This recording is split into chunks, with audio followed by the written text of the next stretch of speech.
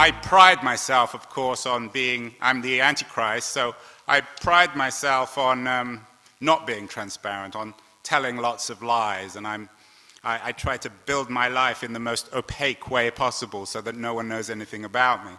I think he's right. I think the great shift from the industrial to the digital age is one in which institutions are, to borrow a phrase from Marx, withering away. Institutional authority is in crisis. Every kind of institutional authority, from banks, we talked about media, politicians, of course, political parties. You don't need me to tell you that in Italy. I arrived yesterday and your friend, or perhaps your enemy, Berlusconi, is on the television. The classic example of someone, both in institutional and personal terms, who has lost legitimacy.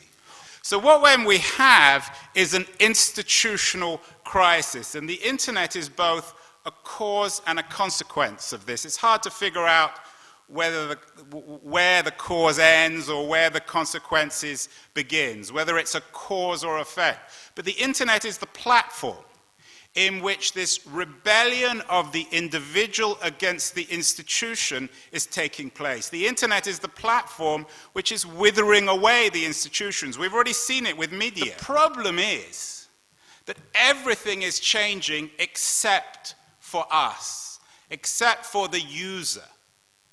Because the nature of the internet is not one of public service.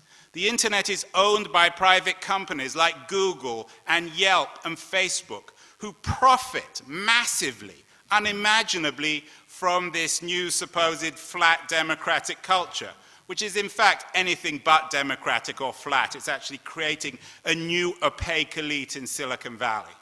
The problem with the internet is it's all about intimacy. We've all had these, romantic encounters. Every time you go on your phone, and I think Ben's absolutely right, it's intimate. Everything is personalized. That's why we don't trust institutions. Everything is bound up in the self.